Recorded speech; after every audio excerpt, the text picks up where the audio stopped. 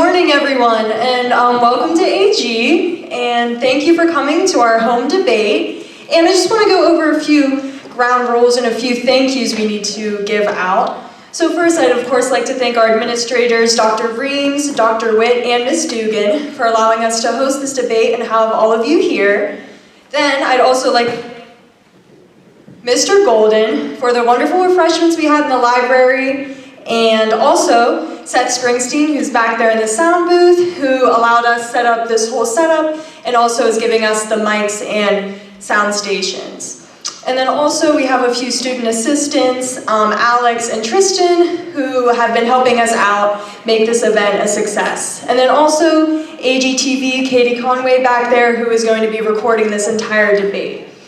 And now moving on to the debate process, as I said in the library, we are going to set it up as the pro side is going to have all of their speakers come up to the podium and speak, followed by all of con speakers, and then we are going to have 2 minutes to allow each side to prepare their questions and comments, and then we're going to get into the rebuttals, which I will explain as we move into that. So if I could have topic number 1, beauty pageants should be banned, I'll have pro to my left and the con side to my right. Thank you guys.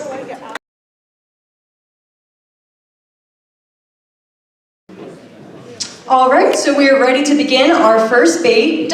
Beauty pageants should be banned, and we are going to start with the pro side's opening argument. I'm sure everyone has heard this saying, beauty is in the eye of the beholder. That means what someone may see as the most gorgeous person in the world could be repulsive to the next. So why are we judging women, teens, little girls, and everyone in between and telling them their best isn't good enough to win a tacky crown, a title, and some money?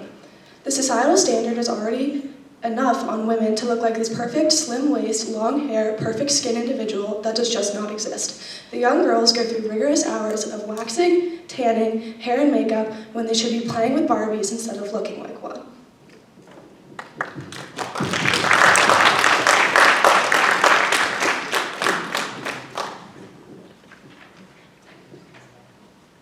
Behind almost every child in a beauty pageant is a parent pulling their puppet strings. Many parents exhibit a unique form of achievement by proxy disorder called princess by proxy, where they try to live through their child's experiences. This pushes many parents to end up abusing their children, whether their intentions are actually this cruel or not.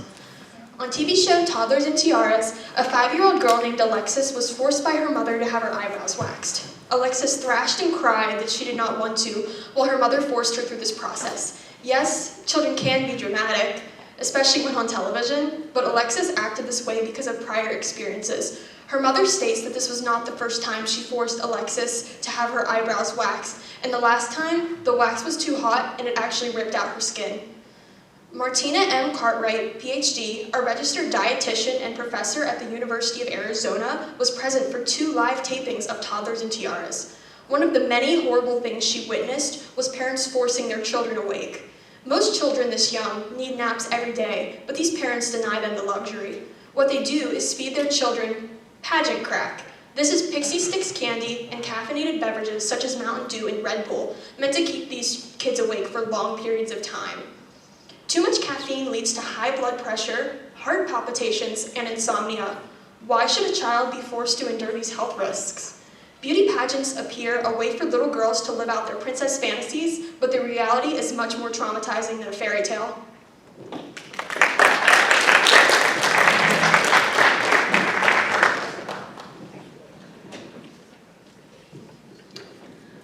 Another huge problem with beauty pageants is some cases of pedophilia and over-sexualization of underage girls. Mental health experts have emphasized that child pageants have the effect of sexualizing these girls. In other words, the thinking that females are sexual objects is pushed onto some of these kids. They wear makeup, revealing clothes, and they do types of dances that make the viewers think, wow, this is very inappropriate. Toddlers and Tiaras, again, is a show that actually has been known to show this on air. For example, there was footage of a 3-year-old contestant dressed as the prostitute played by Julia Roberts in the 1990 film Pretty Woman. Just a week before this, they also had to pull an episode because this little girl was dressed up to look like Dolly Parton with padding in the front and the back to an extreme extent, and it was very inappropriate. And some convicted pedophiles have actually came forward to express that they like toddlers and tiaras for their own creepy reasons. Like Frank Cunningham, a convicted pedophile who's been convicted since 2004, referred to toddlers and tiaras as legal eye candy. He liked to watch the beauty pageants and enjoy what he saw. And I'm sure there's a bunch of unconvicted men and women that do that when they judge these beauty pageants. So my question for you is this. Knowing that there is a chance that something bad could happen to our child, why would we want to push the next generation into doing these beauty pageants when we know the risk? Is it worth it? No, it's really not.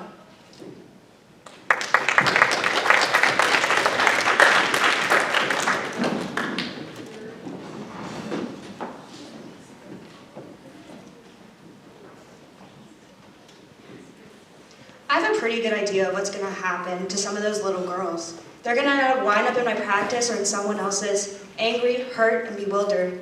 They're going to grow up and stop being cute and adorable and start being obsessed, demanding, and abandoned. That was said by Dr. Gregory Jantz, a psychologist and a best-selling author in a Huffington Post article. A study by the National Library of Medicine found out of 131 females, over 1/4 of women have been diagnosed and received with an eating disorder, which began at age 16. Almost half of the females tested reported wanting to be thinner and were trying to lose weight. Those were women that competed in beauty pageants. And the negative effect doesn't just stop there once they retire. A study by the University of Minnesota concluded that women who participated in beauty pageants score higher on dealing with body dissatisfaction and interpersonal trust than women who do not compete in these pageants. Why should we allow females to feel this way when there is evidence that they're doing more harm than good?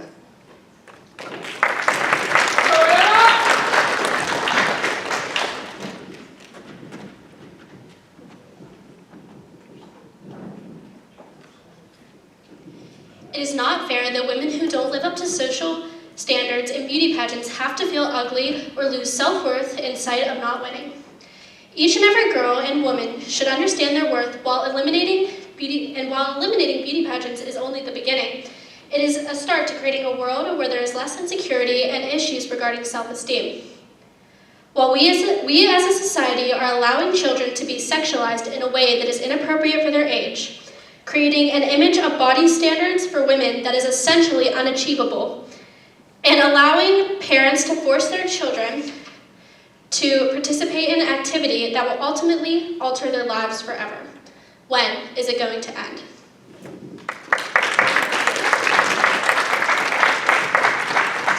All right, thank you, pro side, and now we will hear con's argument.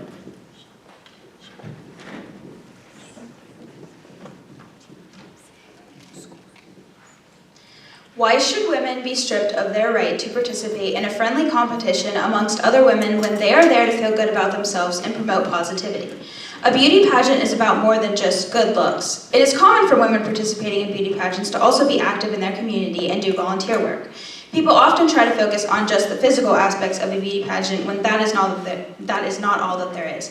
Criticizing a woman's looks during a pageant is not the core value of the competition. Oftentimes, pageants help them gain confidence and promote body positivity. Beauty pageants also have the ability to bring people together. Women from all walks of life and from various backgrounds and cultures have been brought together because of their active participation in beauty pageants. Beauty pageants are not any different from any other extracurriculars or even sports. Cheerleading and dance are two very similar activities that no one ever critiques. If there is an activity that is managing to bring people together and promote positivity while doing so, why would you want to take that away from them?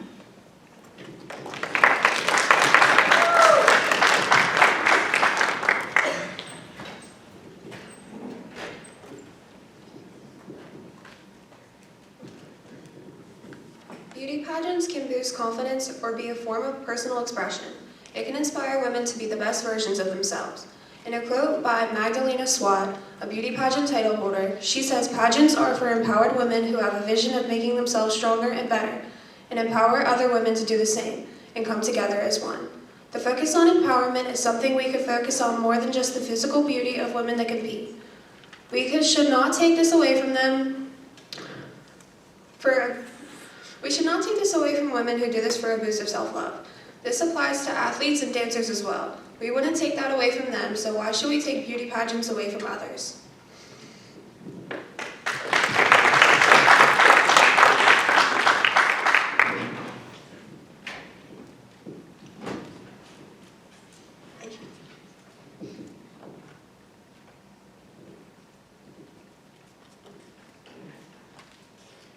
benefits of beauty pageants are not exclusive to the contestants. Most beauty pageant proceeds, whether international, national, or local, are donated to charities that represent the values of the competition. The Miss America competition, hosted by their own, the Miss America Foundation, for example, embodies their purpose of helping young women reach their goals and empowering them to pursue careers in STEM, a generally male-dominated field, by offering community-based scholarships to young women around the world. A direct effect of this is Miss America of 1999, the first diabetic title holder, who used her scholarship to pursue a career in public health, to advocate for diabetic awareness, research, education, and treatment. Not only do they have the economic impact on contestants, but Miss America pageants is also attributed to over $30 million in positive economic impacts. More familiarly, the annual Coal Queen pageant represents the importance of giving back to the community. Held annually in southwestern Pennsylvania, it is hosted by the King Cole Show, a nonprofit organization that celebrates heritage, community, and legacy. Profits of the Coal Queen pageant directly benefit Carmichael's Area Chamber of Commerce, Carmichael's Cumberland Township Volunteer Fire Department, and Carmichael's Lions Club. The values of pageants are deeply instilled into the contestants, who are also encouraged to get involved in the community and charitable work. By banning beauty pageants, contestants and communities are condemned to face a lack of economic opportunity just because others believe beauty pageants are wrong.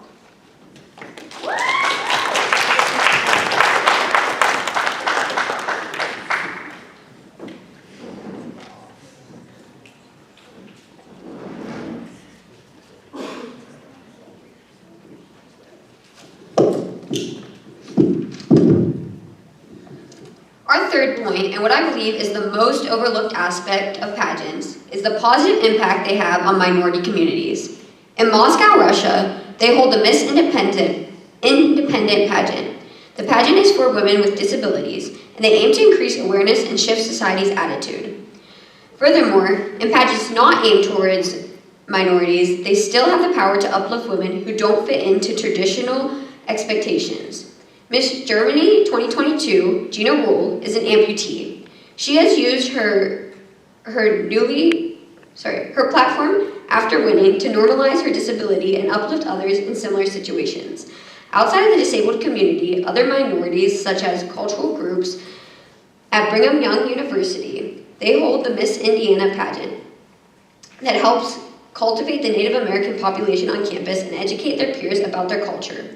Similar cultural pageants happen all over the country.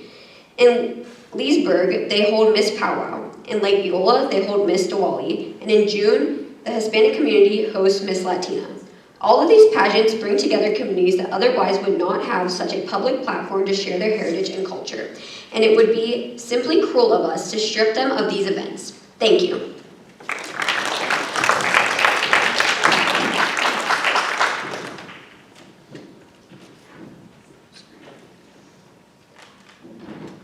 The main reason I feel beauty pageants should not be banned is because of my personal experience in one. Yes, I'm one of the 2.5 million girls who have competed in a beauty pageant. On April 30th of 2022, I made a very spontaneous decision and filled out the Miss Rain Day Scholarship Pageant application form the last day they were due. At the time, I honestly did not fully comprehend what I was getting myself into because I had never done a beauty pageant before or even a solo event. However, I was excited for the new challenge, especially since my best friend was in it with me. The beginning of May, we had our kickoff banquet, which is when I fully realized what I was getting myself into. Throughout the night, I got to know all of the girls and their moms, and they were the most nice, genuine people I've ever met, even though we all knew we were competing against one another. When I learned our dinner consisted of salads with chicken nuggets and fries, it brought me back down to earth and made me realize that we were all the same. Throughout the next 2 months, I bonded with all the girls during our community service work and outings. We went to many events selling bracelets to benefit the court-appointed special advocates, and we got to bond with one another, going to the zoo and the Wild Things games. During these outings, I learned so many life skills. At the baseball game, I went around and had to ask random people questions about themselves to fill out a scavenger hunt that focused on enhancing my public speaking skills. During these 2 months, I also started learning new skills for the pageant. We all had to have our paperwork turned in by June 20th, which is mostly what I focused on that first month. After I got all my outfits and planning picked out, as well as my scholarship applications done, the fun activities began. I took modeling lessons, which was a little sketchy at first, but they benefited me greatly. During my modeling lessons, I realized that the judges were not focused on my outer beauty like I always thought. I learned to model to carry myself better so I could elude my confidence in a way people could visibly see. It wasn't about how I looked in the dress, but how I made my personality appear through the ways I wore it. I never felt the need to change my body type because that wasn't what the event was focused on. Today, 7 months after I competed in the pageant, I still use the modeling skills I learned to reflect myself in the most confident way I can. The other part of the pageant that taught me confidence was my talent. I decided I was going to play the Star-Spangled Banner, which was a very difficult song. I've also never performed solo before, so this was a big and also nerve-wracking step for me. Because I was so focused on my talent the whole pageant and getting my notes out, public speaking became the easy part for me. I've never been good at speaking in front of a lot of people, but because it was the last thing on my mind, I became pretty good at it by the day of the pageant. Now, even though my nerves are still there, I'm more comfortable about the idea of getting up and speaking my mind in front of everyone. The last major thing I had to learn was interview skills. Before this point, I'd never been interviewed one-on-one before. I started studying pageant questions lately and worked with the leadership teacher at my school to help prepare myself. This is the skill I've used most from the whole experience. Since then, I know how to properly answer questions when being asked, whether it's been by a fellow student writing an article about me or a job interviewer. If there was nothing else I got out of this experience, which there definitely was, I'm grateful I signed up just so I can appropriately talk to higher individuals now. The last thing that made me love my pageant experience was the scholarship awards. The Scholastic Achievement Award and the Reamer C. Particularly Award that I won showed off my academic achievements. However, the award I cherished the most was the Miss Personality Award I received because it showed me I made as much of an impact on the girls as they did to me. So by doing a pageant, I not only learned all of these skills, but made a lifetime of friendships as well.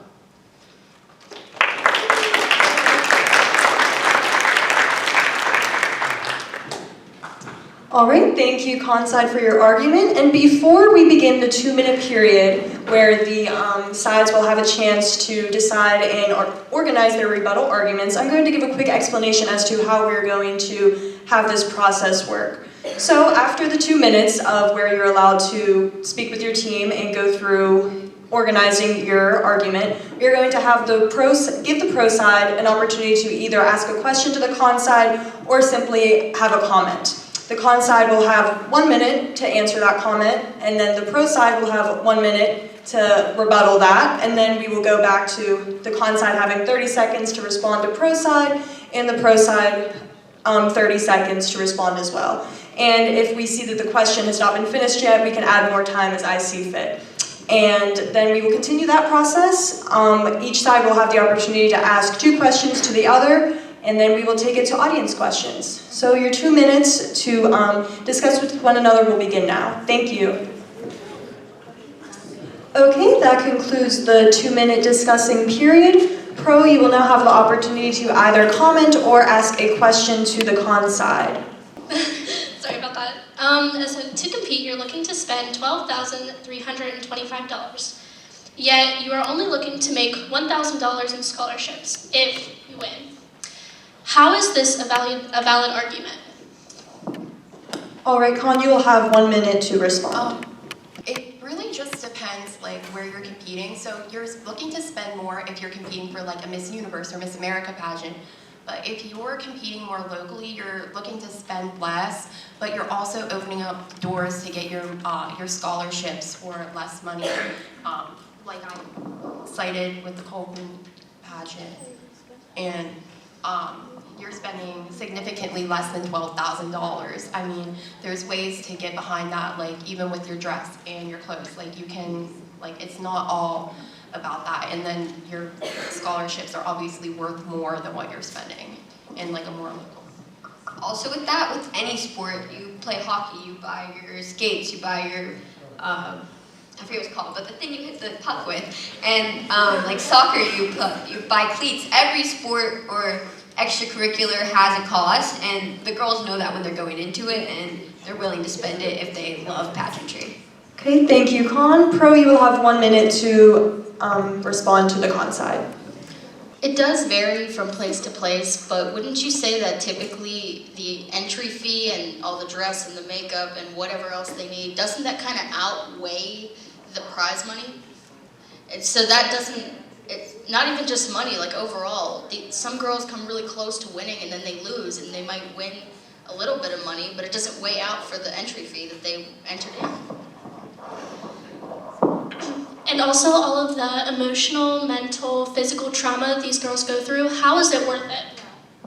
And there's a statistic that I found that said like the mid-range for a top pageant is $1,500, but yet if you compete in a local pageant, your scholarship isn't going to be enough to cover the cost. Yes, you can get multiple scholarships, but it's still expensive for this, and I get like the point that you're saying that all sports have this, but there is something better that these young girls or teens and women can go through. Thank you, Pro. That concludes your 1 minute. Con, you will have 30 seconds to respond. Well, we all have to remember that this is a voluntary thing the girls sign up for themselves.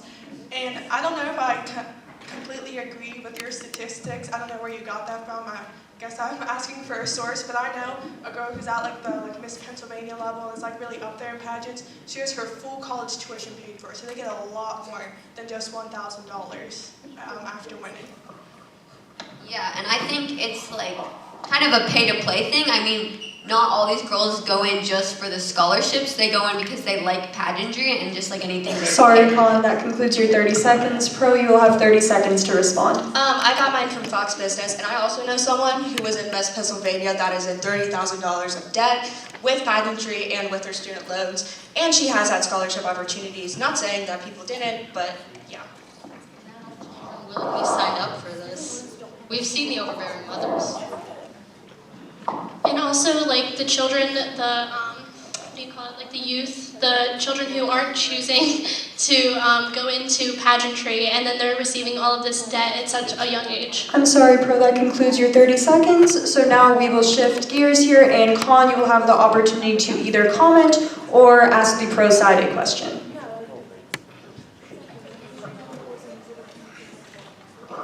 Alright, so you mentioned a survey of 131 women that participated in beauty pageants where 26% reported eating disorders.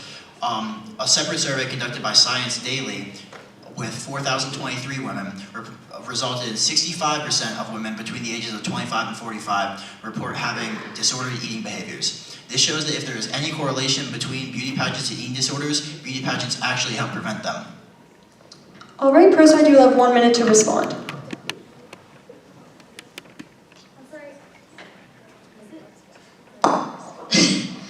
Sorry, were there any women in that group did they have a control group of women that were in beauty pageants? And then I also have a statistic from West Virginia University where they conducted an experiment where they found a group out of 20 women who participated in these beauty pageants as adults compared with another group of 20 women.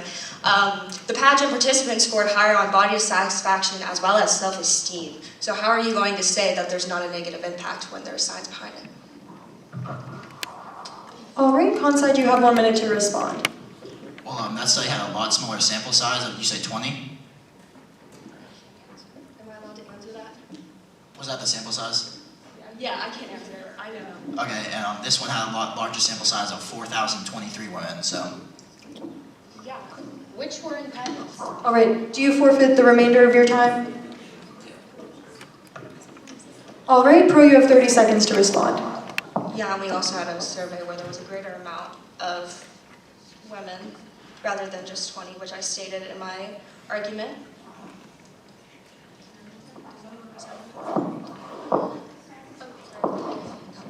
So, a self-esteem, dieting and body image, 131 females. So basically it was conducted and it was reported that 57% were trying to lose weight. How can you explain that? Colin, you will have 30 seconds to respond.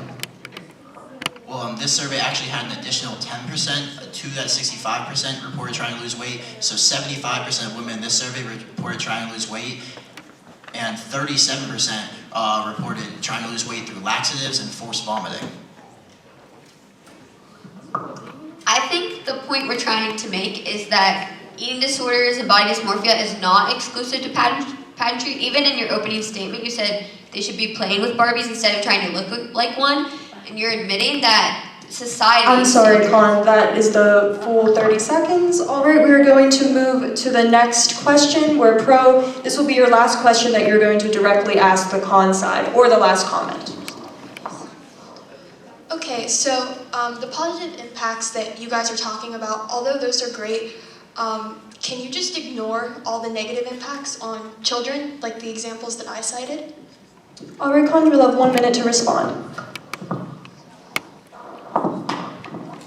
So the prompt was actually to ban all beauty pageants and not, you guys, like your main argument was like banning children beauty pageants, and you didn't really say anything about how like female, like older women beauty pageants are worse. Your whole argument was like children. So the bad impacts, I guess, that you guys mentioned were just for like toddlers and tiaras, for example. And we're not saying that like the over dramatized like reality TV toddlers and tiaras isn't bad, but it's not relevant to what we're mentioning in like actual beauty pageants.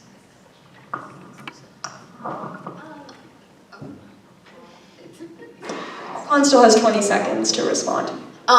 And like along with that, like I think everything has its negative side, and I think our point is that just because there are negatives, we shouldn't strip the women who actually like doing pageantry of, like, say everybody needs to be taken out of it.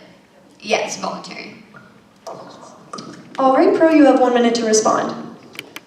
I just think that considering the children and the abuse they're going through, I think it's great that there are women who are feeling empowered, but why should we let these children suffer just for this example of women empowerment when there is more out there? The statistics that we mentioned earlier about the body dissatisfaction were not about children. So we were talking about adult grown women. It wasn't like we weren't. And also, these children, they don't have a choice.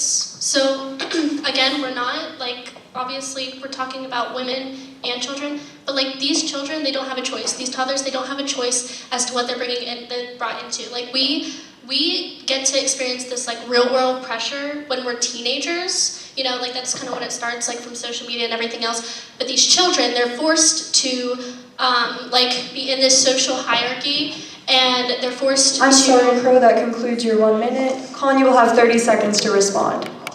So with any like sport or extracurricular, it's very, and I'm not saying this is right, but it's very common for parents to force their kids into activities like sports, and a lot of young girls will start dancing at a very young age where they can't even comprehend like what they're doing. They're just getting shoved into it. So this happens all the time, so it's not really a valid excuse to say that you should ban beauty pageants because of this, because it's gonna happen no matter what. And like parent abuse is unfortunately always going to be a problem in any scenario that you're in. All right, Pro, you have 30 seconds to respond. We understand that this happens in multiple extracurriculars, but if we could do one good thing by banning this one that obviously causes this negative impact, like you said, kind of, why wouldn't we try to make the start to have the change and ban the beauty pageant when people know that these girls are going through these extensive abuse by their parents? And it's not all beauty pageant contestants, but it's a good amount. Not to mention, would you rather have your child be forced to play basketball, or would you rather see a child be forced to dance on stage half naked? I'm sorry, Pro, that concludes your 30 seconds. And now we're going to switch gears and have Con ask their last question or make their last comment to the Pro side before we shift to audience questions. So you guys talked about, I think it was called Princess by Proxy, where parents force their children, and also the case with Frank Cunningham and how he was a pedophile. Wouldn't you agree that those things happen, like pedophiles are going to exist without beauty pageants, and so will Princess by Proxy? Parents will always vicariously live through their children, and so I don't think it's really isolated in this issue, and that we should ban beauty pageants based off of the fact. All right, Pro, you have 1 minute to respond. Alright, so for Princess by Proxy, I do agree that many parents are going to want to live through their children's achievements in any way. I was just saying this leads to abuse in the children pageant industry. On top of that, the amount of pedophiles, you're right, pedophiles will still exist outside of beauty pageants, but why are we making it easier for them? Like Frank Cunningham literally called toddlers and tiaras eye candy for him. So I'm sure there's more than one person out there that feels the same way. So why can't we prevent that? Exactly. Why are we giving them an outlet to do this? All right, Con, you will have 1 minute to respond. I think that the problem is not with pageants, but I think you're isolating toddlers and tiaras is how all pageants is. And obviously toddlers and tiaras is a reality TV show, and it's problematic with the show, but not necessarily with pageants because Yeah. And furthermore, I just don't think it's really fair to tell women they can't do something that they want to do because men are creepy. I mean, that's like dress code or anything else. We don't want to box women in just to stop men from doing terrible things. And outside of the shows, there's no like easy access for pedophilias to get to women in pageants. I don't know where the correlation is like with that either. And then we also have to realize these problems happen in like cheer, gymnastics, dance, many other extracurricular activities. So if we're going to ban beauty pageants, do you think we should just ban those things as well? Because it's going to happen in all Thank you, these areas Colin. as That well. concludes your 1 minute. Pro, you will have 30 seconds to respond.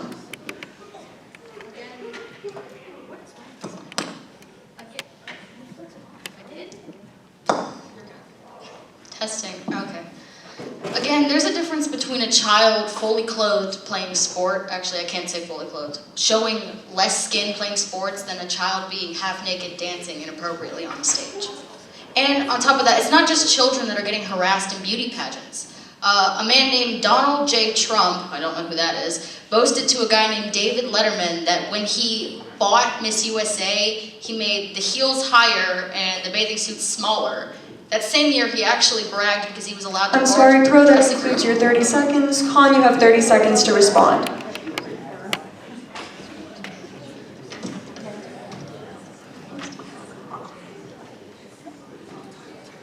I think that's our point still stands is that while men are going to be creepy and men with power especially exploit their power over women, we shouldn't, why don't we say we shouldn't let men buy beauty pageants? Why do we give them the power? Why do we take the power away from women?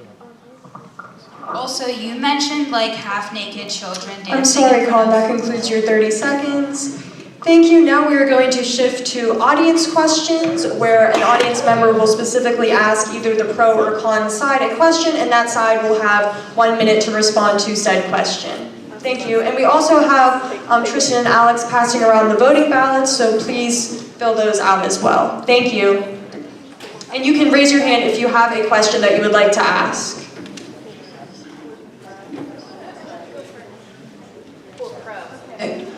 Okay, does anyone have any questions for the pro side? We'll start off there. Okay, so you said that body image is hurt by beauty pageants and that it causes eating disorders, but from my experience of being in the 2022 Cool Queen pageant, we had all different body types and every girl in the pageants had confidence, and I was just wondering how the beauty standards play a part in harming their self-confidence. Well, I'm glad that you had a good experience in a beauty pageant, but there are millions of other women who have not had that same positive experience. And the statistics support that if we're going to say that the study by the University of Minnesota concluded that women who participated in beauty pageants scored higher with dealing with body satisfaction, interpersonal trust, than people who did not compete in these pageants. So I'm glad that you had a good experience, but that does not combat the other millions of women who had bad experiences. All right, thank you. That concludes that question. We will take one more question for the pro side, if anyone has a question they would like to ask. Okay, I can ask a question for the pro side.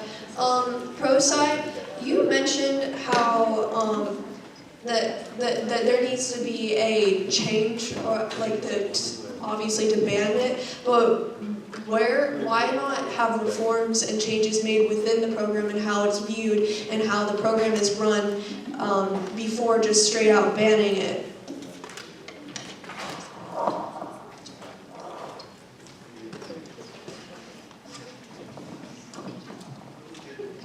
So, while that is possible, there are always going to be predators that exist, and these children are suffering, and so are these women. And we get that we're not just going to eliminate this woman's right to do it, but if a little girl who doesn't want to participate in the pageant and is forced to by her parent and doesn't understand that what she's doing is a form of showing off her body, why are we not going to just let that slide? Why are we going to do something to fix that? And these children, they're thinking that it's okay to show off their body in this provocative way, and they're going to continue to think this for the rest of their lives. And you're allowed to do that, but you're a child and you don't understand what you're doing. All right, thank you. That concludes the audience questions for the pro side. Now we're going to take audience questions for the con side. So please raise your hand, and Riley will find you with the microphone. So I did not actually hear this brought up, but there was a famous case of a child who was murdered, who was in a beauty pageant named John Benet Ramsey, and I felt like it was kind of important to just bring up the hysteria surrounded about that. And my question is, like, how do you respond to that? Like, do you think it's actual hysteria, or do you think that, you know, the over-sexualization of child beauty queens is more prominent now after the case? Connor, you have 1 minute to respond. I think it wasn't really brought up because I don't think I felt its relevancy here because, I mean, obviously the murder's unsolved, but she was killed by somebody who is a murderer. I mean, there's always going to be murderers. I mean, I don't think that pageants, like, increase the rates of murder or children murders. Also, I'm pretty sure it's like widely known, I mean, tell me if I'm wrong, there's always a possibility, but it's pretty likely that she was killed by somebody that she knew, and even someone in her family. Most of us probably believe her brother did it, including me. So, like, I don't know, that if she wasn't in a beauty pageant, there's a very high chance that if she was going to be killed by somebody that she knew, eventually, like, I just don't think the beauty pageant has anything to do with her actually being murdered. It's very tragic, but I don't think that because she was put out on display by her parents that I'm that's sorry, why Con, she that was killed. concludes your 1 minute, and we will take one more audience question for the con side. I'll also give a question for the call then. You guys opened with saying that other like sports like cheerleading and dancing are never criticized, but then later on you like disapproved yourself in your counter saying that other sports are contributing to the mental health downfall of these ladies and everything. So where is the stem of your problem, and is there to be criticism for other sports?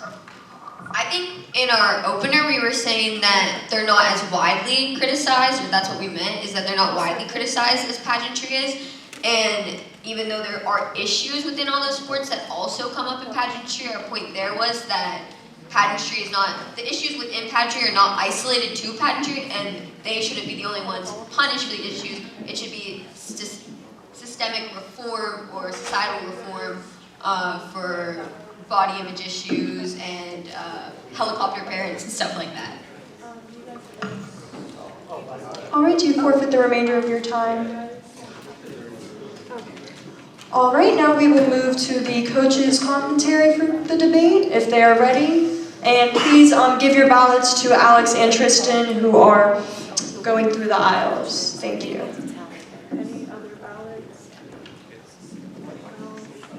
All right, so I'll start off. Great job, both sides. Your opening arguments on both sides were strong and they were very clear.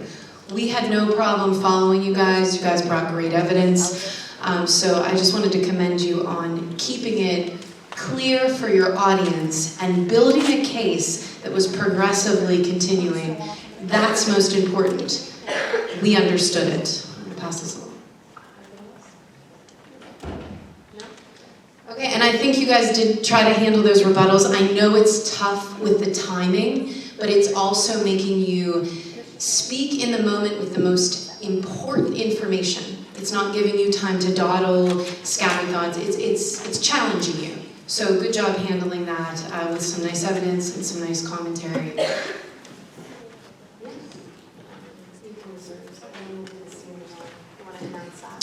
All right, so that concludes our first debate. We can have you guys return to your seats, and we will have a brief intermission. Thank you. All right, everybody. We want to take a second to recognize the seniors here today. So if you're a senior, please stay around so you can come up to the stage.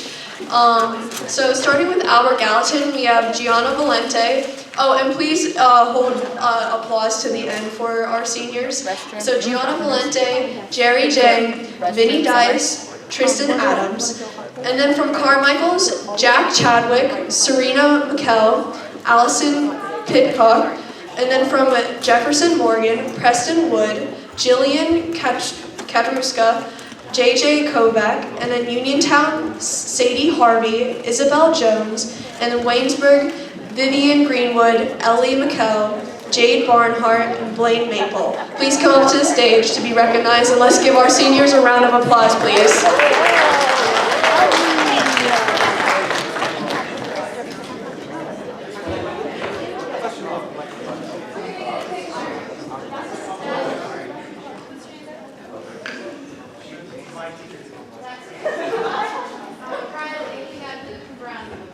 Oh, and Luke from Brownsville.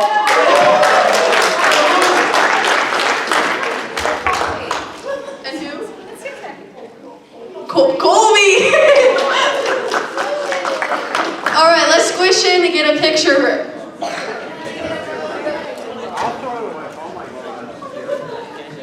All right, so the results from the first debate are as follows. We have the coaches vote, where the coaches grade each side according to a rubric provided, and the con side won with a score of 73.5 to the pro side score of 69. So, that's that. And the student popular vote, the con side also won with 24 votes, and the pro side coming with 13 votes. So thank you, good job guys. And if I could have the participants of the second debate come to the stage. Paper and coin money should be abandoned. I'll have the pro side again to my left and the con side to my right. Thank you guys.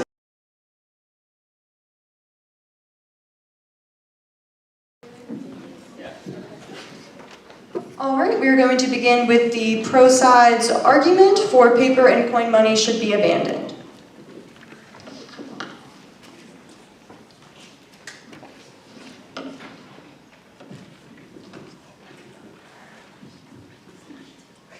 In an ever-modernizing world, paper and coin money is a hindrance to progress. While we have gotten far on the practice, physical currency is not as useful as it once was.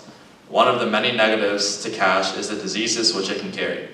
In a world still reeling from the effects of COVID-19 and numerous other diseases, cash is spreading this bacteria farther than we can imagine.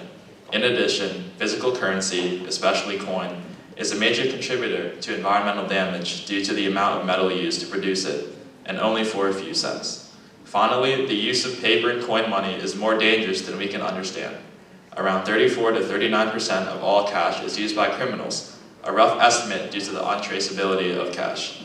Knowing all of these factors, it's time for our society to make a better and more streamlined solution.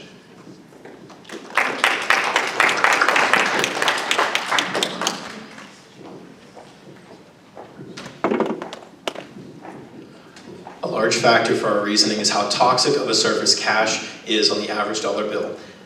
On the average dollar bill, acne-causing bacteria, staph infections, COVID-19, E. coli, the influenza virus, hepatitis A, and 3,000 other types of bacteria and viruses can be found and can survive up to 72 hours, and according to the National Institute of Health, cash changes from person to person once about every 48 hours. And another study done by the National Institute of Health in 2022 stated that 79% of $1 bills in the United States had traces of cocaine on them, in amounts ranging from a nanogram to milligram amounts, as well as recent rises in cases where cash is being laced with or being used to carry fentanyl. This is extremely dangerous, as a recent incident in Florida shows. This occurred where during a traffic stop, Officer Courtney Bannock came in contact with the drug by accidentally breathing in a very small amount.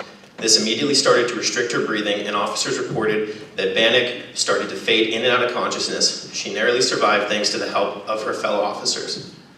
But what if this wasn't a police officer, and instead was a child who did not have immediate help from trained professionals, such as recently when a 13-month-old child on vacation with their family in Orange Beach, Alabama, came across a folded dollar bill with a substance inside. Diseases, bacteria, and drugs can't attach themselves to a currency if it's not around. So we feel it's beneficial to our health to abandon paper currency.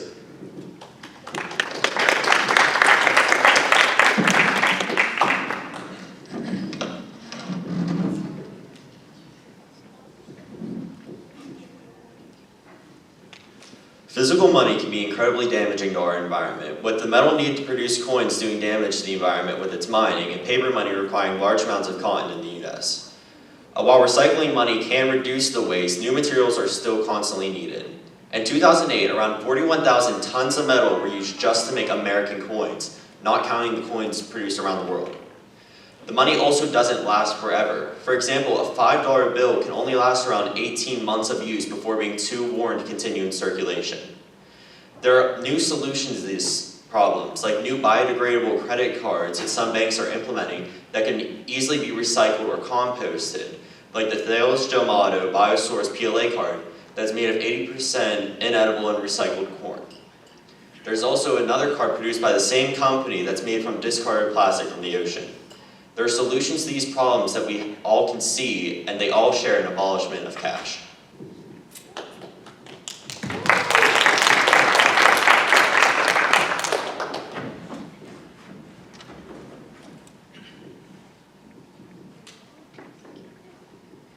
Getting rid of paper and coin money is one of the safest and smartest moves we can make. As the world moves further into its technological revolution, paper and coin money seems to be more of a burden than a good. Not only would diminishing paper and coin money make the world safer by limiting crime and illegal activities, but it's not like we'd be missing it too much. In an article written by Jacob Davidson called Why Killing Cash Makes Sense, Jacob states that paper and coin money only make up 14% of transactions in the United States. This shows that although paper and coin money isn't completely gone, people are already fading away from using it. In the same article, Davidson speaks upon how eliminating paper money would help limit illegal activities. Most criminals and illegal deals use cash as profit and revenue. So by restricting paper money and forcing the criminals to use digital transactions or go through bank would make it easier for them to track and eventually lower the illegal activity rate. Davidson also speaks on day-to-day criminal rate. He speaks on a study where federal welfare benefits were transmitted onto a debit card instead of a cashable check. This was a statement after reviewing the effects of the study. After comparing areas that transitioned to debit cards with those that still provided cash benefits, they found moving away from cash was associated with roughly a 10% drop in the total crime rate. This helps prove that moving away from paper money and coin money would help prevent day-to-day crimes and keep our streets safer. In the end, if we want to make this world more safe and protected, we need to abandon paper and coin money.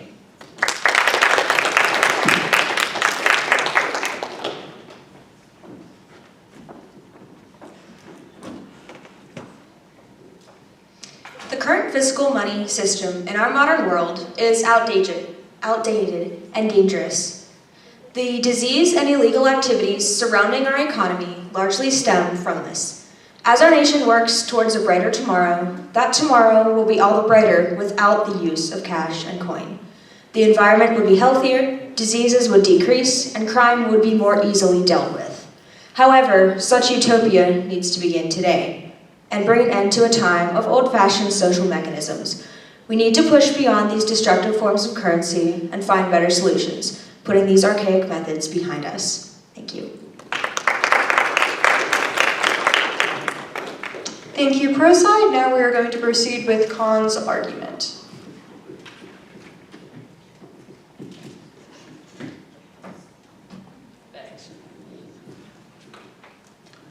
Hold on. Okay. It would be plainly misrepresentative of the average American experience to say that paper currency holds the same importance and utility that it held 20 years ago. In the year 2002, the worldwide value of cash payments led card payments by almost $9 trillion. 14 years later, in 2016, the value of card payments overtook cash payments by about $500 million and has remained above it ever since. In 2021, in the United States, cash payments only made up about 20% of all payments, with cards making up 57%, leaving 23% to be shared for mobile, ACH, and other payments. It can easily be concluded that our society is increasingly digitized, and we need to move towards a world where payment can be effectualized to the point where digital components do all of our transactions for us, while we reap the benefits of the purchases. But I'd argue that while technological advances are making this reality more possible, it would be a mistake to completely abandon cash payments until one-tap payments are the bare minimum for every citizen. If we abandon paper currency and require citizens to only make payments through digital means, we would be threatening their privacy, as ne'er-do-wells and corporations motivated by profit would have an even greater access to American purchase history. Additionally, solely digital payments would exacerbate financial crimes like fraud and money laundering. And finally, to even implement a completely digital system would require a complete overhaul in the economic infrastructure of the United States, and would force non-banked Americans to join up with institutions that they've avoided.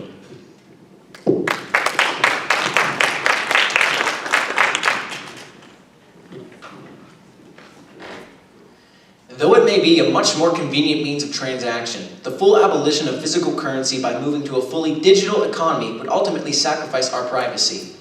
Purchases involving physical currency remain largely private, staying between you and the cashier. Using digital means of payment, such as a card, keeps a constant record of every purchase you make and where. Andrew Pohl, a retail statistician, describes how corporations and superstores are able to build profiles on their shoppers simply by tracking the items they purchase using digital means such as websites and credit cards. This is very similar to when it comes to personal means of transactions between two people.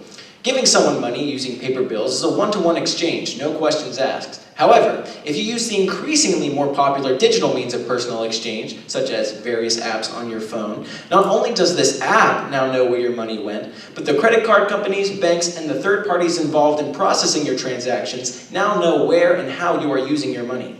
This allows countless third parties to keep tabs and data on both you and every economic move you make.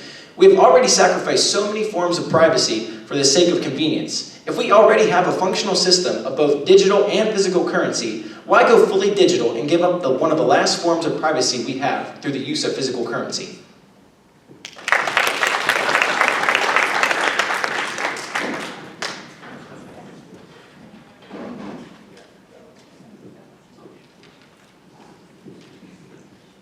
In today's increasingly digital society, the use of debit cards and credit cards have seen an enormous increase in usage.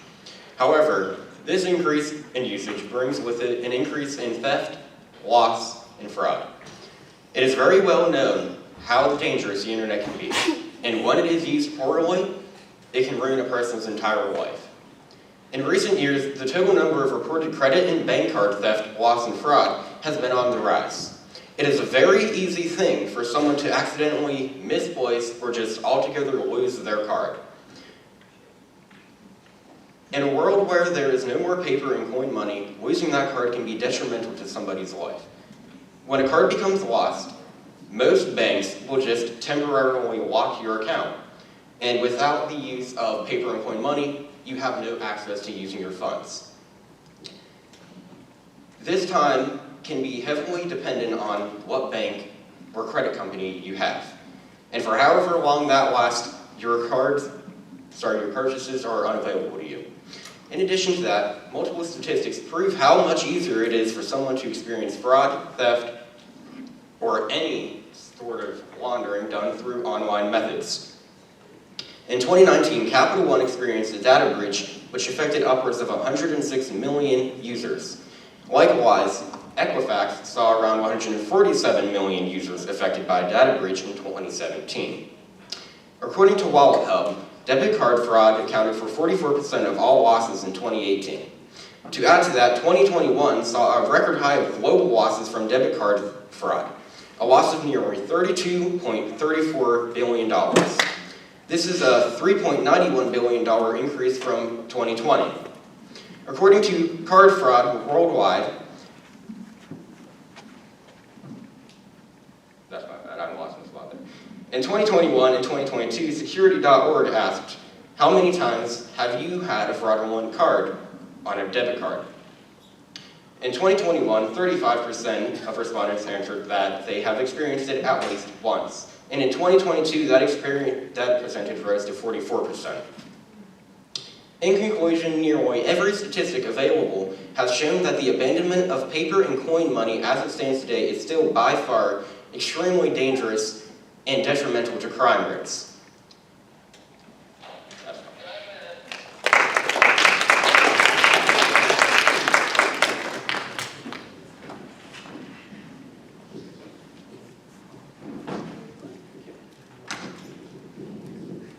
Paper money is not something that can be removed forcefully, and if we are not careful with how we integrate into digital currency, we will remove the lifeline from many vulnerable families and communities.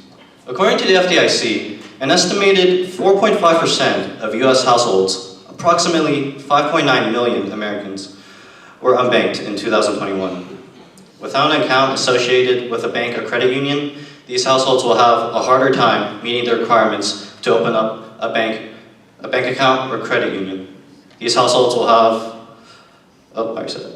often leaving paper money their most accessible source of currency. In addition, lower income households, less educated households, Black and Hispanic households, disabled households, and single mother households all had a higher rate of being unbanked. I acknowledge that even without a bank account, many households can still use non-bank options such as PayPal and Cash App for their purchases. However, not all households have access to the internet, especially households who are low income and unbanked. According to a report by the FCC, approximately 19 million Americans, 6% of the population, still lacked access to fixed broadband services at threshold speeds. Even in areas where broadband was available, approximately 100 million Americans still did not subscribe. If removing paper money means a less inclusive future for underprivileged groups, then that's a future I want to avoid at all costs.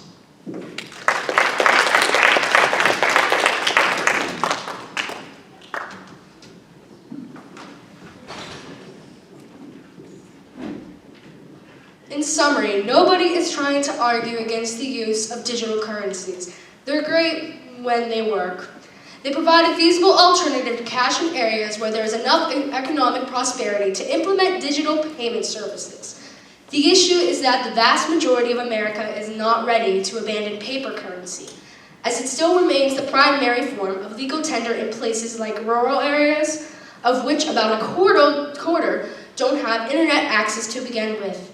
Digital money is identically the currency of the future, but we cannot progress it without bringing the people of the present. All right, thank you, Colin. You both will have 2 minutes now to confer and prepare your rebuttal arguments. Thank you. All right, that concludes the 2-minute period. So Pro, you will be having the opportunity to ask a question or give a comment to the con side first.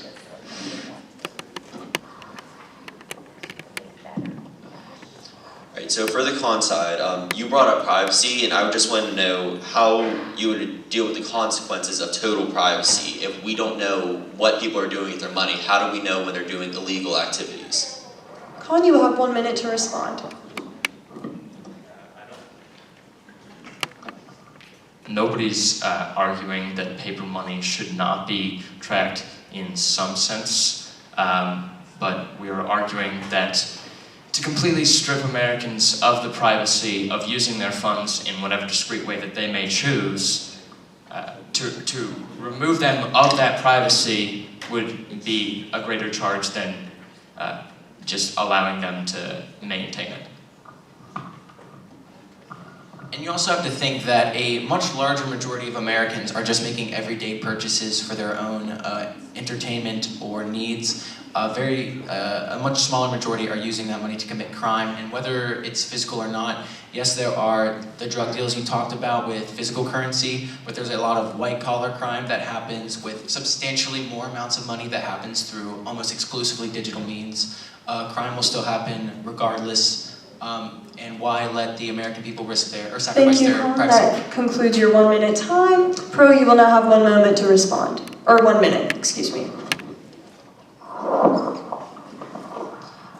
I definitely understand what you're saying about maybe larger amounts of money being taken with white-collar crime, but which is going to have a more detrimental effect. You know, the children that are, or even adults affected by drug leasing and things like that, physically on money, or possibly larger amounts of currency being dealt with in those less tangible crimes.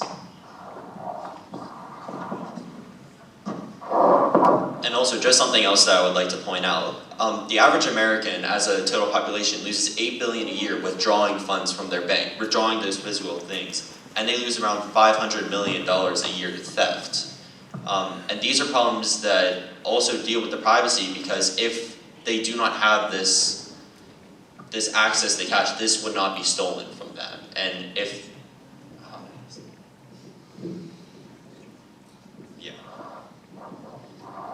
Thank you, Pro. That concludes your time. Con, you'll have 30 seconds to respond. There's dangers in using both forms of currency, and I think going towards either currency, as much as we've been promoting the physical standards, I don't think it should be all physical nor all digital, and we're not advocating for all physical. We think that it's already working pretty well using a hybrid system, and I think using that hybrid system works as somewhat of a checks and balances, so neither side is taking advantage of anything, whether it's the people in charge of the digital transactions. I'm sorry, Con, that concludes your 30 seconds. Pro, you'll have 30 seconds to respond.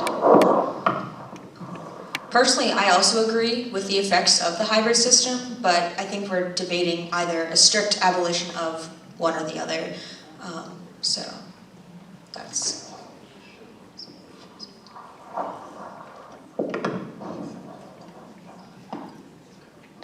All right, Con, you will now have the opportunity to ask a question or pose a comment to the pro side.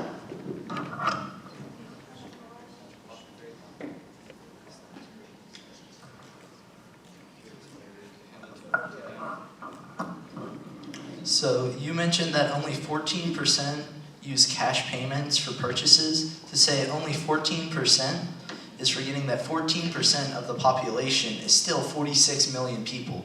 To remove these people, the ability to use currency would be ostracizing them and preventing them from participating in American markets. Pro, you'll have 1 minute to respond.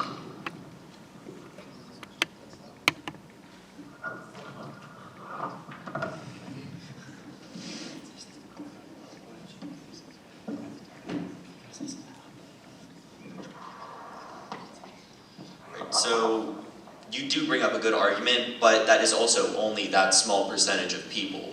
And we have to think about the grand majority of Americans in this situation. Would you like to forfeit the remaining 30 seconds of your time? All right, Con, you will have 1 minute to respond to the pro side. And it's not just the small 14%, it's also children and the elderly as well. I have a quote from the Minnesota Law Review that cash continues to be the most common way to pay for transactions under $25, and also among the elderly and those who earn an annual income below $25,000. So that goes along with people who earn less than minimum wage, the elderly, and children who just want to go to the convenience store. Being digital only would remove those groups completely from being able to make transactions. And you talk about the minority, and you say that it's still a small minority, so it wouldn't matter, but I don't think it's good to outcast minorities of any sort. And I'm not saying you are, but I think we still need to focus on, that's still a lot of people. That's still 46 million people. And that's a lot of people that would be hindered. Thank you, Con. That concludes your 30 seconds, or 1 minute. Pro, you'll have 30 seconds to respond. So I fully agree with you. I don't think we should discredit any minority, especially economic, but I would say, how do we go about making that, as you said, Jack, in your opening statement, the one-tap payments being the new normal without making a change for anyone, whether that's the majority or the minority? All right, Con, you'll have 30 seconds to respond. My point about the one-tap payment is that it is a digital form of convenience to pay for things and to get rid of cash would require all people to have a digital form or some alternative. Again, the pro side did not bring up any alternatives to using cash. They just said that we should get rid of it. So yeah, that's kind of my point. And we're not saying to abolish digital currency, but you have to take... I'm sorry, Colin, that concludes your 30 seconds. Pro side, you will now have the opportunity to ask your last question or pose your last comment to the con side.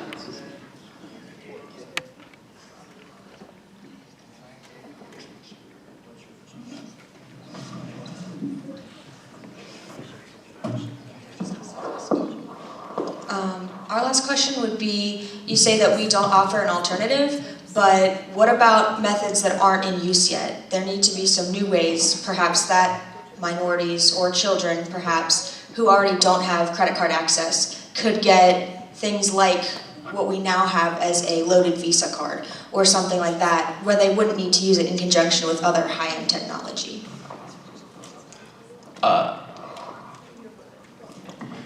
What you just suggested, we already have a form of that, and it's dollars. Instead of trusting children with a credit card, we're able to give them smaller amounts of money, like a $5 or a $1 bill, to go buy something. Plus, this allows children to understand the concept of money. When you're using a card, I think all of us get tripped up there. We spend a little bit more than we intend to, but using bills, we have a much more tangible idea of how much we are spending. And I think that's good for both adults and for children. All right, pro side, you have 1 minute to respond.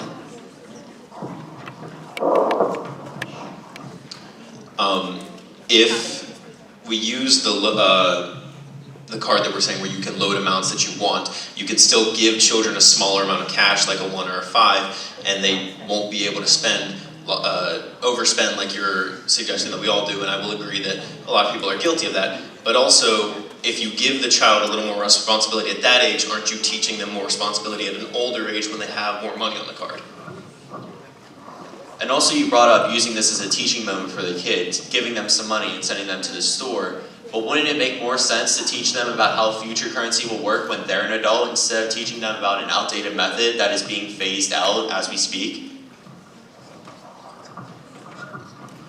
It's more about the concept. All right, that will begin your 30-second time to respond. Sorry. It's more about the concept of having that money in hand.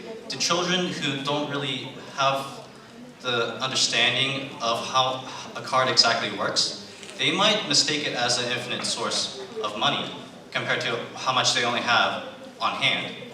And I don't know about you, but as an adult, would you trust your children with a credit card with no supervision? Even if there are... Oh, sorry, that concludes your 30-second time period. Pro, you have 30 seconds to respond to the con side. But that is not exactly what we were talking about. We were saying about giving them a set amount of money, which is what we would do with cash anyway, but this way the kid understands what they are going to be dealing with in the future instead of the outdated method of cash. And also the fact that even if they don't understand, it would still be a good lesson for them, because if they tried to buy more than they could, they wouldn't be able to, the same as if they had cash and they tried to. All right, Con, you have the opportunity to pose one more question or comment to the pro side if you have one.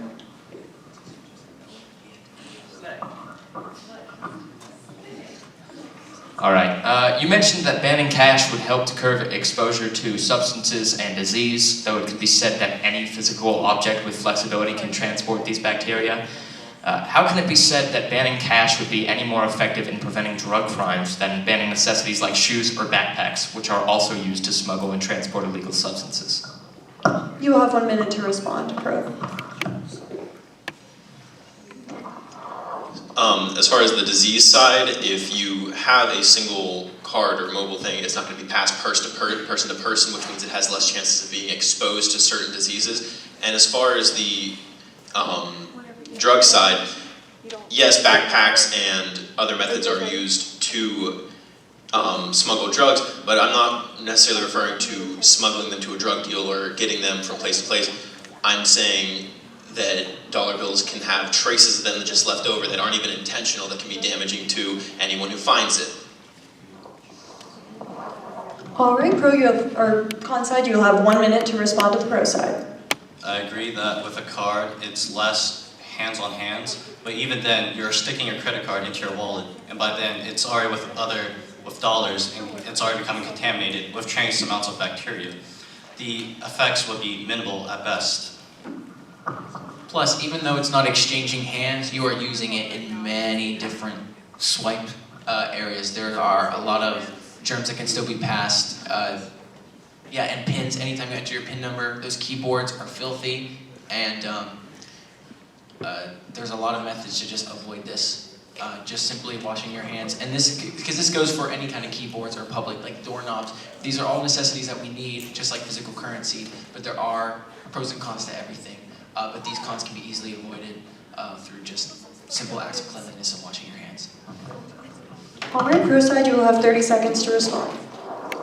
So what you said about the credit card still being as dirty because it comes in contact with cash, the point of this is we would be getting rid of cash, so it wouldn't come in contact with that. And a credit card can be sanitized whenever you feel it needs it, so that would be on the personal accountability side. And also again on the other aspect, a lot of cards you don't really have to use the keypad as much anymore. You can do a tap payment, or you're also not going to have the risk of, or as high of a risk as getting certain illicit substances on your card if I'm you're sorry, using it. pro, that concludes your 30 seconds. Con, you have 30 seconds to respond. Okay, but then that brings us back to the initial problem. If we remove cash, how will these minority groups and lower income households be able to make purchases? Right now, currently, there's no other way besides cash, and we need current infrastructure to update to where there is Wi-Fi and there are better banking options. But currently, that's not the case. And there's also just a level of importance and priority. I'm sorry, Con, that concludes your 30 seconds. Now we are going to move to audience questions. So if anyone has any questions they would like to pose to the pro side, please raise your hand.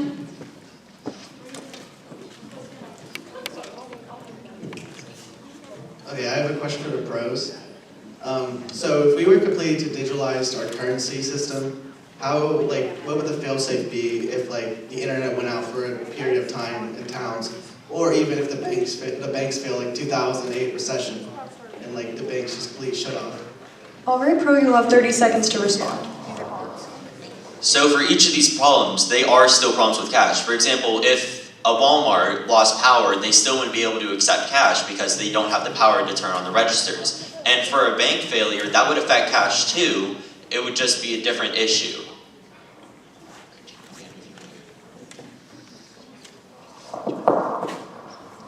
Yeah, and on top of that, being more reliant on cash, while that's what we're trying to phase out here, I believe that... I'm sorry, pro side, that concludes your 30 seconds. We will take another audience question for the pro side. Okay, so you know how the people in the Great Depression put their money in banks and it was completely lost and there was nothing they could do about it? What if everybody has their money in the banks, no cash at all, and they lose all of it? They have nothing to fall back on. Pro side, you have 30 seconds to respond. Well, that's why the FDIC was created, and other practices such as that. Eliminating paper money also helps with the balance of inflation, and it's proven that you can put your money into banks now and be guaranteed up to $250,000. That's standard banking practice. Even if it's not physical currency, your money would still be there, and that's one of the things that we've worked towards over the past century. And even if it is in the I'm sorry, pro side, that concludes your 30 seconds. We are now going to move to the con side for audience questions, so please raise your hand if you have a question you would like to ask the con side of this argument.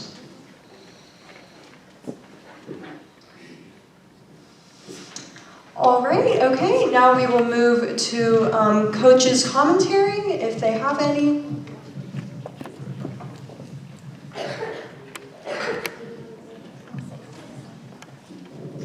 I just have to commend both teams. I feel like you guys were definitely prepared, very organized, and I felt like the rebuttal, they didn't become too emotional, so I respect that. I'm sorry, the student on this side in the burgundy sweater, yeah, I just just love how well-spoken you are, your voice, and maybe you should go into public speaking because you definitely have a niche for that. Thank you very much.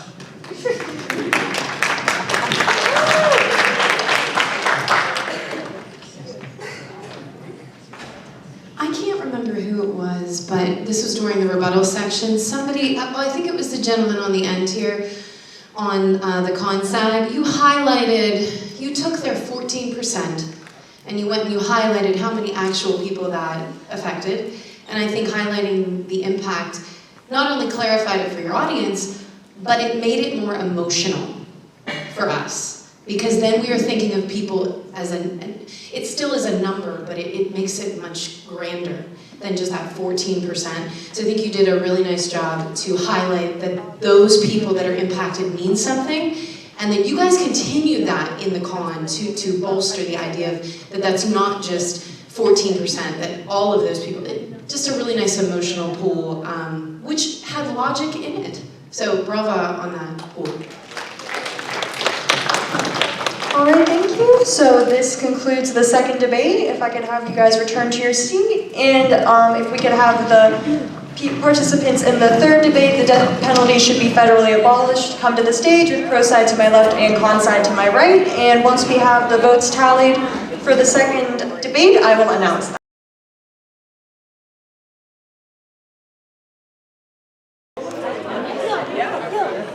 Like 7 or 8 votes. All right, so the results of the second debate are in, and according to the coaches' scoring in their rubrics, the con side won with a score of 88.5, and the pro side coming in with a score of 86.5. So a very close debate, and the popular vote from the students is a little bit less close, with the pro side winning with 29 votes to con's 8 votes. So thank you guys. She would like staying out of debate right now. All right, so we are going to begin the third debate. The death penalty should be federally abolished, and we are going to start with pro side's argument.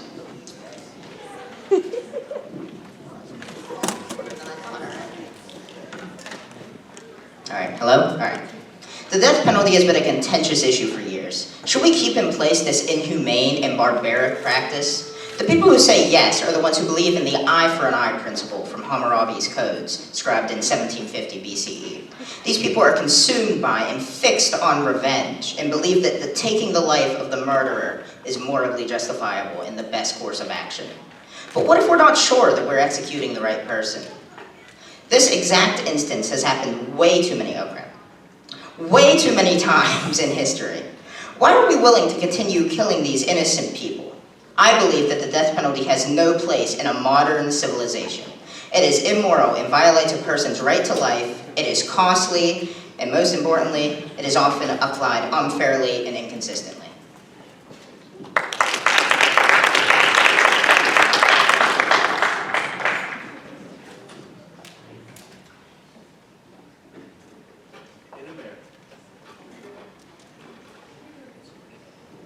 In America, the question has arose, should we keep in place the inhumane and barbaric practice that is the death penalty?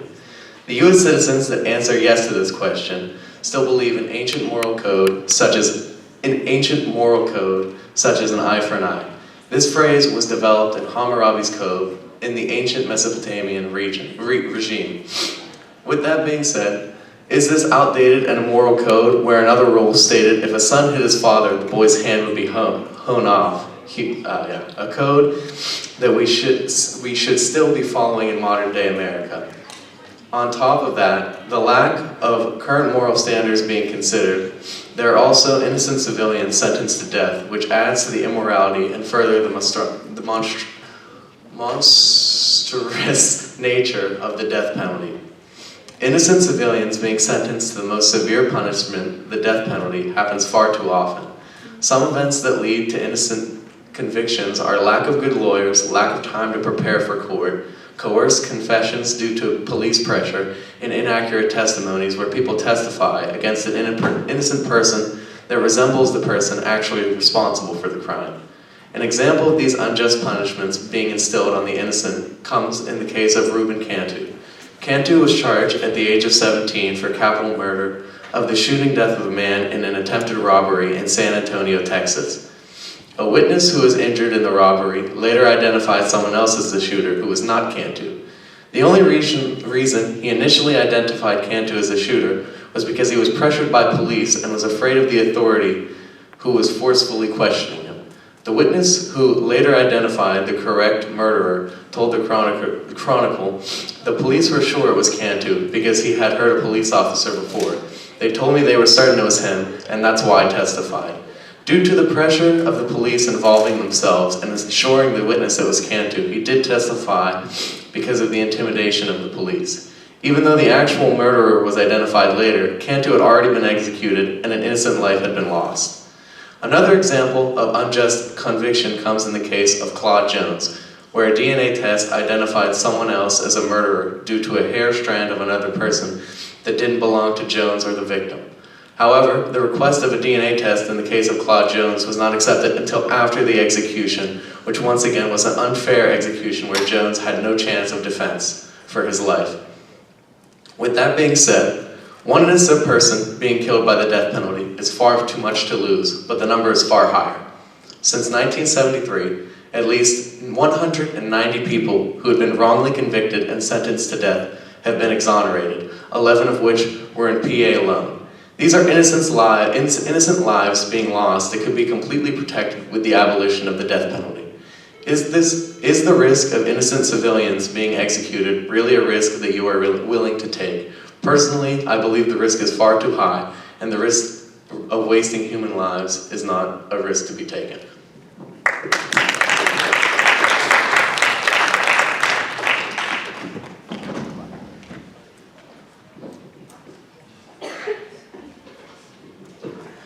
Discrimination via death penalty is systematic and rooted in our country's overly racist justice system.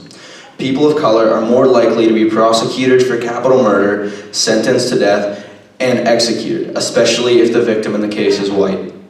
In capital trials, the accused is often the only person of color in the courtroom. Discrimination in the jury is common and widespread. African Americans make up 41% of people on death row and 34% executed, despite making up 13% of the population. 75% of executions for murder had white victims. People convicted of killing white victims are 17 times more likely to be executed than those killing black victims.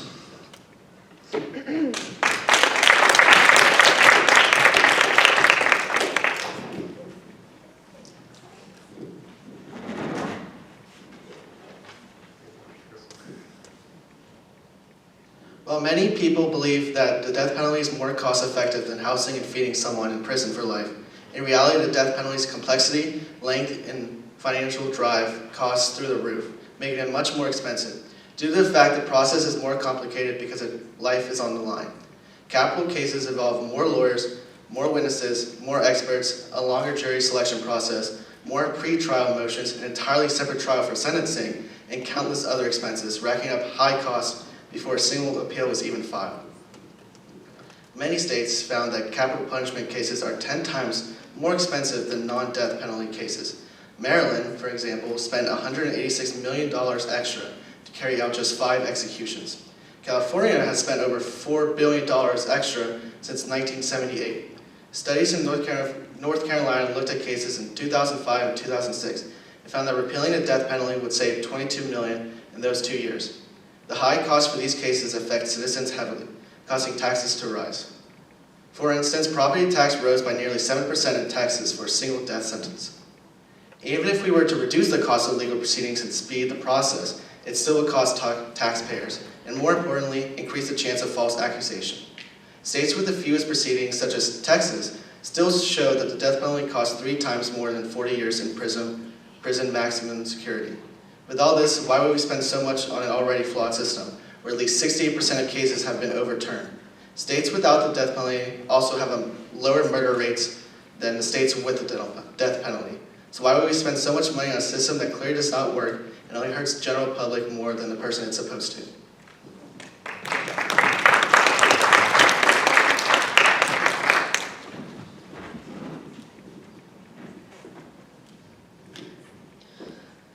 One of the most common justifications for the death penalty is that it's necessary to deter future murders, yet this is unsupported. Studies find no link between the death penalty and murder rates. On the contrary, as the use of death penalty falls globally, murder rates continue to decline. There is no benefit to this barbaric practice. Now, a majority of states have either abolished the death penalty or have imposed formal moratoriums on its use. At least an additional 10 states have not carried out an execution in at least 10 years. In short, the death penalty makes no feasible sense. It lacks the necessary safeguards to prevent innocent persons from being killed. It is a reflection of the racial disparity ever so present in this country, and furthermore, makes no economic sense. It is fundamentally hypocritical to think that we are punishing the taking of a life by taking yet another. A government that can kill even the worst of us stands on shaky moral grounds. It must end. The death penalty must be federally abolished.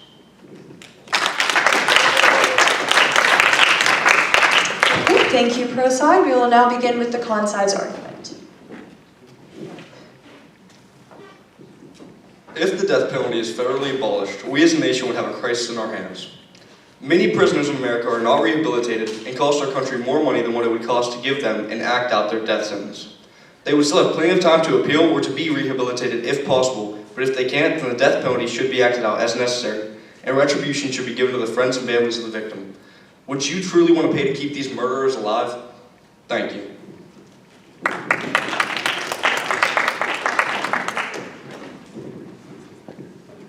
The death sentence is a better punishment for some criminals than others. Some criminals feel guilt for their crimes and they regret the decisions they've made. Putting these criminals in prison to live with their thoughts and the consequences of their actions is a punishment appropriate for them.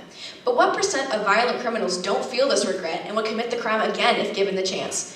Diagnosed psychopaths are responsible for around 40% of violent crimes in the United States. Psychopaths and sociopaths typically lack empathy, meaning they don't feel guilt for their actions. Placing these people in prison would do nobody any good, since the criminal wouldn't feel punished. Psychopathy also increases the risk of violence in prison populations, meaning these criminals are a threat regardless of the environment they are in.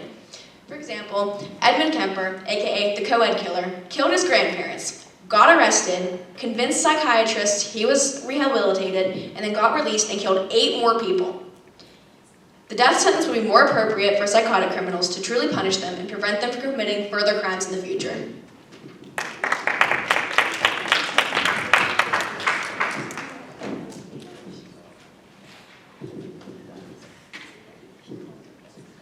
On average, there is a 22-year age gap from a prisoner being put on death row to getting executed. That gives over 2 decades to thoroughly prove innocence, guiltiness, or deservedness of the convict. Even with that time, death row convicts are almost never innocent. These convicts go through jury after jury to determine their guilt, and after countless people examine the evidence and conclusively decide guilt, only then is the penalty carried out. According to the Death Penalty Information Center, as of September 2021, there have been 185 cases in the United States where people have been exonerated from death row since 1973. This means that approximately 1.6% of people on death row in the U.S. have been proven innocent and released from death row. Thank you.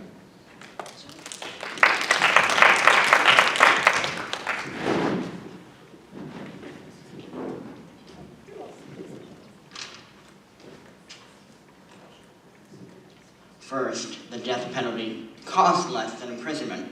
On average, it costs $50,000 per year to keep a prisoner in a life sentence in prison without parole. If a 25-year-old is convicted and given a life sentence, expected that the criminal has a lifespan of 75 years, it would cost around $2.25 million to keep them locked up. Federally, a life is worth $1 million. This is more than 2 times the cost of an innocent life to keep them in prison. Additionally, why would the family and friends of these murderers and rapists want to pay to keep these horrible people in prison? I know I wouldn't. I would rather see them gone. If your sibling, your parent, anyone close to you died, why would you want to pay to keep them in? Why not finish them off? So, another fact, it costs $25,000 for a firing squad, including cleanup, the pay, and the cost of the bullet. This is half the amount to keep them in for 1 year. Thank you.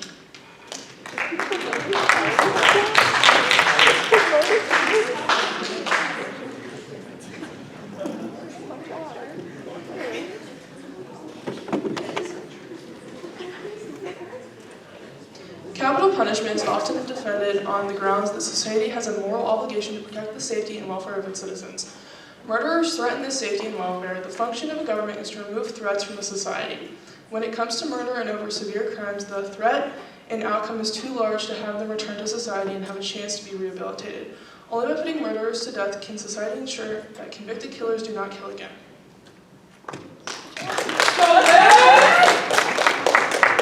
All right, we will now begin the 2-minute period for both sides to confer with each other and organize their rebuttal arguments. Thank you. All right, that concludes the 2-minute period. So pro, you will have the first opportunity to either pose a comment or question the con side. Okay. So as we said, it's actually cheaper to eliminate the death penalty. So your argument against Spence really only bolsters our own.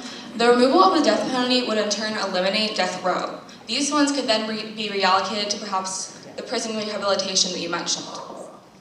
Con, you will have 1 minute to respond.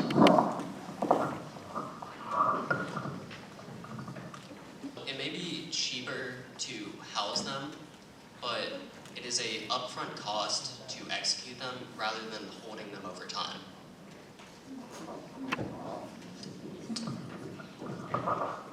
We said the average person sitting on death row sits there for 22 years. It's cheaper to keep them alive for 22 years rather than a 60-year life sentence. Just keep them there. Do you forfeit the remainder of your time?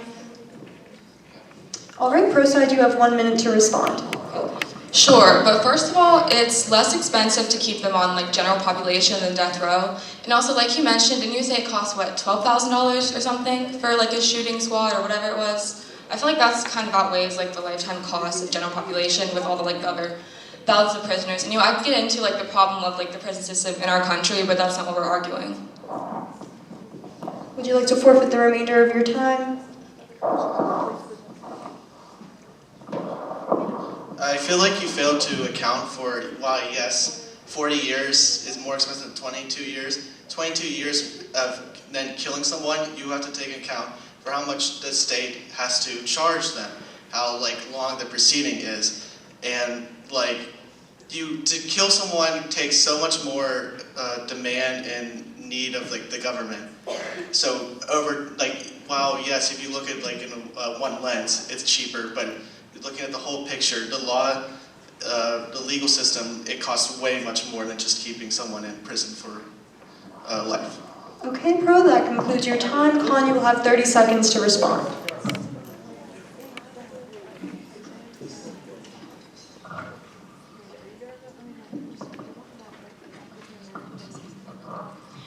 Well, there's a lot of trials that also cost a whole lot of money and take a whole lot of time and aren't put on death row. For example, the O.J. Simpson trial, he wasn't told he was going to be on death row, and that still cost lots and lots of money, because how long did it go on for? 9 months?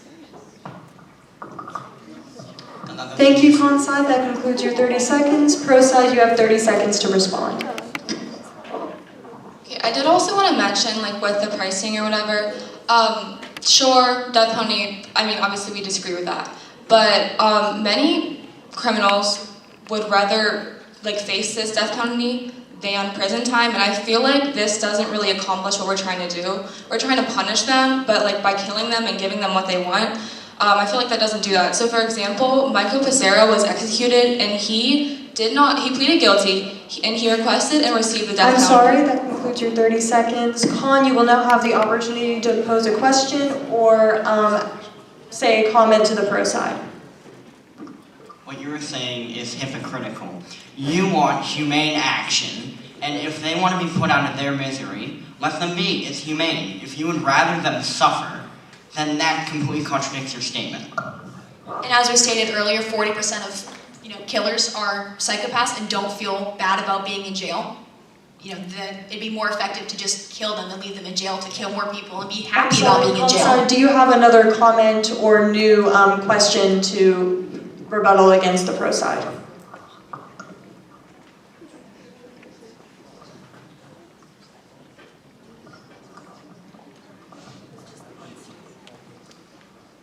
You guys brought up a lot of examples of anecdotal things, such as, well, I don't remember the names of the cases, but they were single event ordeals. And yes, I do agree they are tragic, but they're singular. To explain, 8,500 people have been sentenced to death row since 1970, and 190 of those people have been innocent and then convicted, and their death sentence was carried out, which is a less than 2.5% error. And moreover, a study conducted by the National Academy of Sciences in 2014 estimated that between 2.3% and 5% of all U.S. prisoners were likely innocent, which means that the death penalty conviction is more effective than regular prison. All right, Pro, you have 1 minute to respond. Well, comparatively speaking, if you're saying that, in regular, not death sentences, but you're just, regular imprisonment, there's a large, misconvictions or whatever, that's a little less detrimental when they're not being sentenced to death. If they're being sentenced to death as an innocent person rather than being convicted of a crime where they're sentenced to a year, there's a much different outcome of losing your entire life versus you losing a year of your life.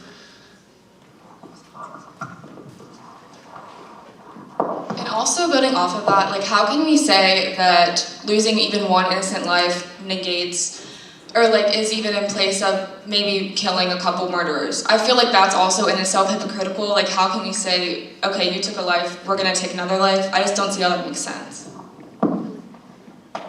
You're simply... Sorry, Pro, that concludes your 1 minute. Con, you have 1 minute to respond. So you're saying giving innocent people a life sentence is more humane than just killing them and not making them suffer?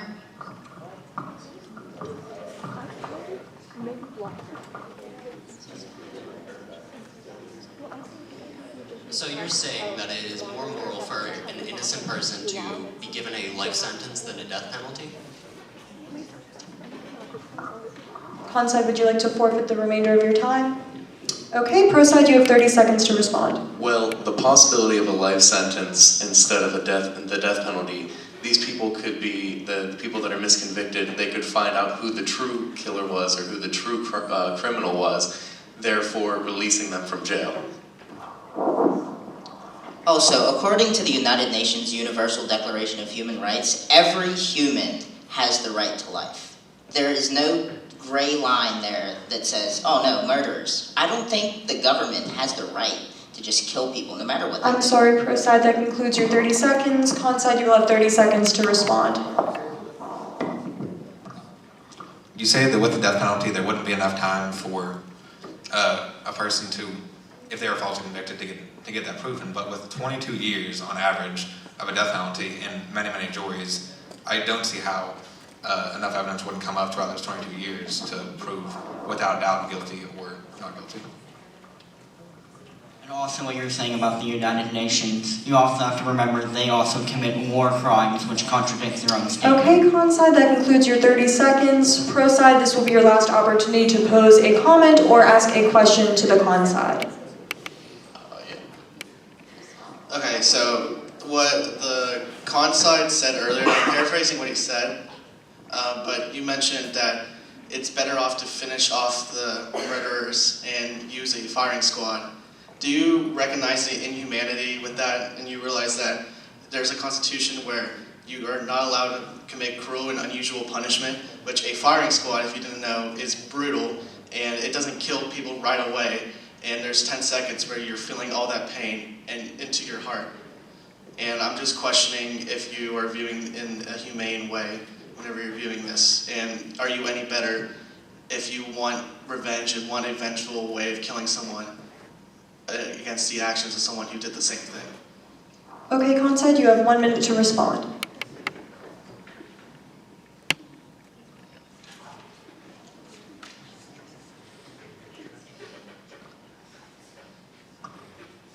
So you mentioned the firing squad, correct?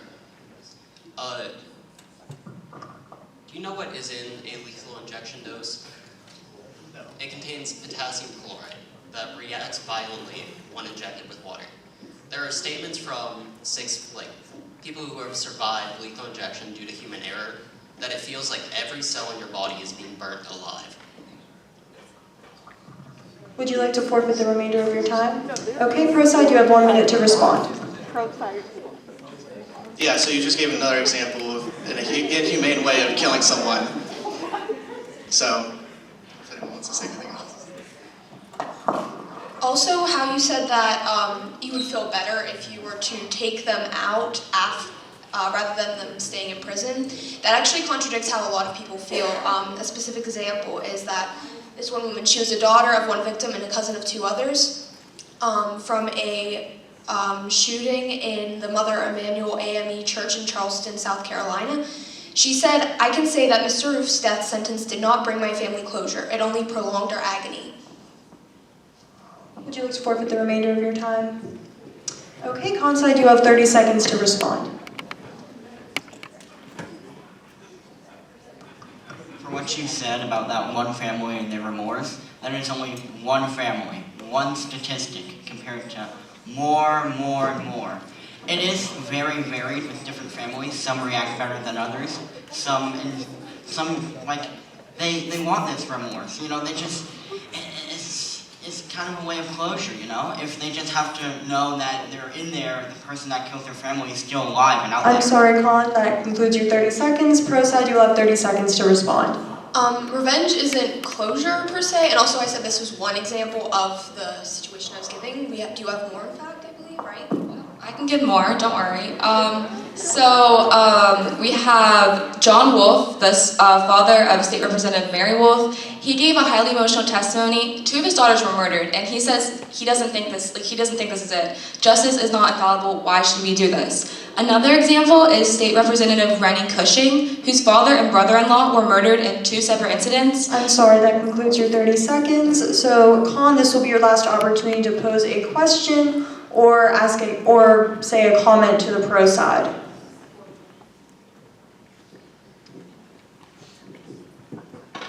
Okay, if you do not have a question, you can just. Okay, so now we are going to move to audience questions. We will be starting with the pro side, so please raise your hand if you have a question you would like to ask the pro side, and Riley will find you in the audience with a microphone. Okay, this is for the pro side. Am I allowed to say speaker or no? Okay, this is reference to the one innocent person is too much under capital punishment. Are you saying that it's too much under capital punishment versus a murder that would happen in the streets unhumanely? All right, you have 30 seconds to respond.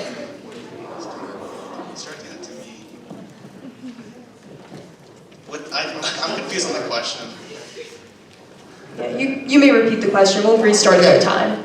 Okay, the comment was made, if one innocent person is too many under capital punishment, then are you saying that murder is okay or less than if it's happening inhumanely in the streets or anything else? I think murdering another person is immoral no matter in what circumstance it is in, especially if it's the government abusing power by taking away lives. Yeah, murder's not okay, including the death penalty. I'm not saying murder's okay. That's literally why I'm saying I'm anti-death penalty, by the way. All right, we will take another question for the pro side, so please raise your hand if you have a question. I can give a pro side question. You guys were talking a lot back and forth about finances and which one's better, both saying differently, but I did receive more specific cost statistics from the con side, pro side. Did you have any specific cost deficit statistics and websites to back your side up? You'll have 30 seconds to respond.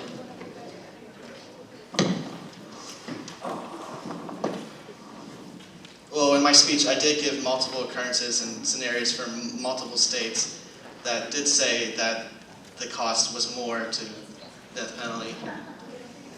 Also, in 2008, the Urban Institute estimated that Maryland would pay $37 million for each execution, which is not unusual, where millions are spent in taxpayer dollars to pay for these executions. Okay, that concludes your 30 seconds. We will now move to anyone who has any questions for the con side in the audience. Please raise your hand and Riley will find you with the microphone. Okay, so the con side made multiple statements saying that it's really expensive to keep a prisoner alive, but typically whenever someone is sentenced to death, they sit on death row until they die of natural causes. There hasn't been anyone executed in Pennsylvania since 1999, and right now in the United States we have about 3,000 prisoners on death row. So what's your solution to just like the people on death row who never actually end up dying by the death penalty?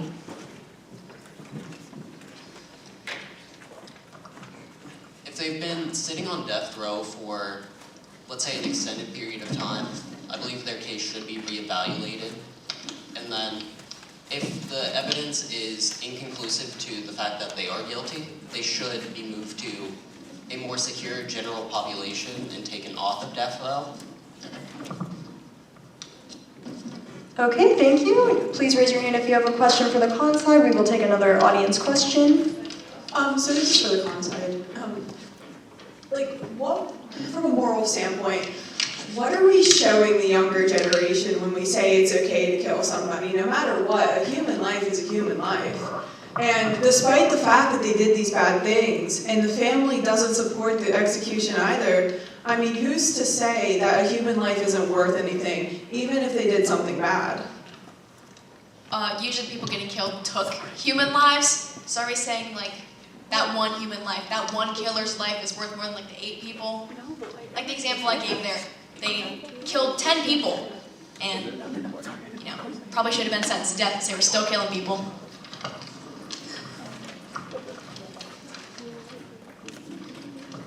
I would just like to add to her question real quick, in continuation, what gives credit to your morals being correct compared to the other side's? You'll have 30 seconds to respond. Morality is always subjective, and it forever will be. We don't have a definitive, answer to what is right and what is wrong. It's always in a gray sliding scale. So, I believe that morality should be gathered, via the viewpoints of a bunch of other people to create a general consensus of what is right and what is wrong. Okay, that concludes your 30 seconds. Does anyone have any questions for the con side?